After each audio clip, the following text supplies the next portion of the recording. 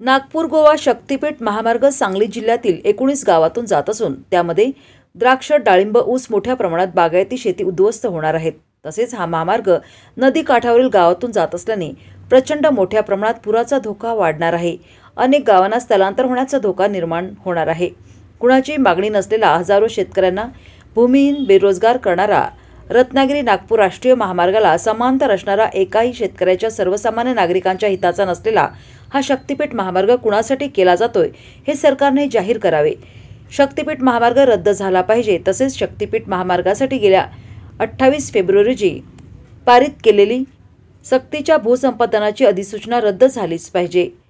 शेतकरी हिताच्या तरतुदी असलेल्या मूळच्या 2013 भूमी अधिग्रहण कायद्याची कडक अंमलबजावणी झाली पाहिजे। बाधित शेतकऱ्यांनी भूसंपादन अधिकाऱ्यांना हजारो हरकती नोंदवलेल्या आहेत। त्यावर गेले वर्षभर झाले अद्याप सुनावणी घेण्यात आलेली नाही। सदर हरकतीवर तातडीने सुनावणी घ्यावी याबाबतचे निवेदन मिरज प्रांताधिकारी उत्तम दिघे यांना देण्यात आले। तसेच सक्तीच्या जुलमी भूसंपादनाच्या राजपत्राला शुक्रवारी 28 फेब्रुवारी रोजी 1 वर्ष पूर्ण होत आहे। हा दिवस शक्तीपीठ महामार्ग बाधित शेतकरी काळा दिवस पाळणार। घरावर वावरात काळे झेंडे लावून शासनाचा कडाडून निषेध करणार असल्याचे निवेदनात यावेळी देण्यात आले आहे। राज्य सरकारने शक्तीपीठ महामार्ग रद्दबाबतचे शासकीय परिपत्रक काढून 23 मार्च पूर्वी जाहीर करावे, अन्यथा 23 मार्च शहीद भगतसिंग, राजगुरू, सुखदेव यांच्या शहीद दिनी अतितीव्र आंदोलनाचा इशारा देण्यात आला आहे। यावेळी शेतकरी कामगार पक्षाचे नेते, नागपूर गोवा शक्तीपीठ महामार्ग बाधित शेतकरी संघर्ष समितीचे अध्यक्ष भाई दिगंबर कांबळे, राज्य संपर्क प्रमुख शरद पवार गव्हाण, जिल्हाध्यक्ष घनश्याम नलावडे, कार्याध्यक्ष भूषण गुरव, गजानन पाटील, विष्णू सावंत, जिल्हा उपाध्यक्ष राहुल जमदाडे, सुभाष जमदाडे, शिवाजी शिंदे, प्रकाश टकले, पांडुरंग पवळ, रमेश कांबळे आणि इतर शेतकरी उपस्थित होते। शक्तीपीठ महामार्ग याची अधिसूचना 28 फेब्रुवारी 2024 निघाली होती। मग त्याला प्रखर विरोध म्हणून उद्या दिनांक 28 फेब्रुवारी रोजी सर्व शेतकरी शक्तीपीठ रद्द व्हावं म्हणून आपापल्या घरावर काळे झेंडे लावून त्याचा निषेध करणार आहेत। शक्तीपीठ मार्ग काही उपयोगाचा नसतानाही शासनाने हा शेतकऱ्यांवर लादण्याचा प्रयत्न चालू आहे। तो हा शेतकरी हाणून पाडल्याशिवाय राहणार नाही।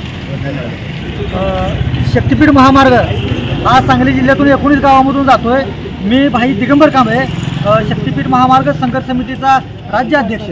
ह्या सगळ्या भागातून जो काय 12 जिल्ह्यातून महाराष्ट्रातील शक्तीपीठ महामार्ग घालण्याचा जो काय देवेंद्र फडणवीस यांनी जो काय घाट घातलेला आहे, हा त्यांच्या एका माणसाच्या हट्टासाठी या हजारो शेतकऱ्यांना उद्ध्वस्त करण्याचं जे काही शासनाचं धोरण आहे हे बंद केलं पाहिजे। शासनाला गेली वर्षभर झालं आम्ही अनेक निवेदन देऊन, अनेक मोर्चे काढून, आमरण उपोषण करून, विविध प्रकारचं आंदोलन करून ह्या शासनाला आम्ही सांगतोय की हा शक्तीपीठ मार्ग कुणाच्याही फायद्याचा नाही।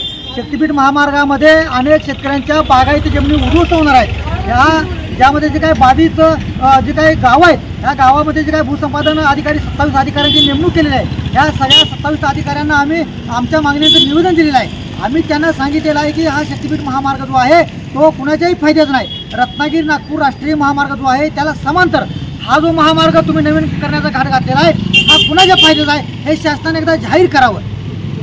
अनेक वेळा आंदोलन करून मागणी करून जर सरकार रेटणार असेल तर मात्र आम्हाला अतितीव्र आंदोलन करावं लागेल अशा पद्धतीचा इशारा आज आम्ही प्रांताधिकारी मिरज यांना आम्ही ते निवेदनाद्वारे दिलेलं आहे। आम्ही त्यांना सांगितलेलं आहे की हे जे शक्तीपीठ महामार्ग करण्याचा घाट घातलेला आहे, सांगली जिल्ह्यामध्ये नदी काठावरील अनेक गाव आहेत। या महामार्गामुळे अनेक गावं पाण्याखाली जाणार आहेत। अनेक गावामध्ये पुराचा प्रचंड मोठा धोका निर्माण होणार आहे। तर तो धोका वाचला पाहिजे, ही गावं वाचली पाहिजे। गरज नसलेला, कुणाचीही मागणी नसलेला आणि बड्या भांडवलदारांना मोठं करण्यासाठी आणि यांचं किस्सा भरण्यासाठी जो काही शेतकऱ्यांना मातीत घालण्याचा घाट यांनी घातलेला आहे तो घाट यांनी थांबवा अशा पद्धतीची त्यांना विनंती करतो। असं जर ते करणार नसतील 23 मार्च शहीद भगतसिंग, राजगुरू, सुखदेव यांच्या शहीद दिनापर्यंत 1 महिन्याच्या आत त्यांनी हे नवीन राजपत्र काढावं आणि राजपत्र काढून हा शक्तीपीठ महामार्ग रद्द करतो अशा पद्धतीची लिखित घोषणा करावी। अन्यथा 23 मार्चला मात्र आम्ही सर्व शेतकरी ह्या सगळ्या शासनाला सोयीपयोग करून सोडल्याशिवाय आणि अतितीव्र आंदोलन केल्याशिवाय आम्ही गप्प बसणार नाही अशा पद्धतीचा इशारा आज आम्ही सर्वजण देतो।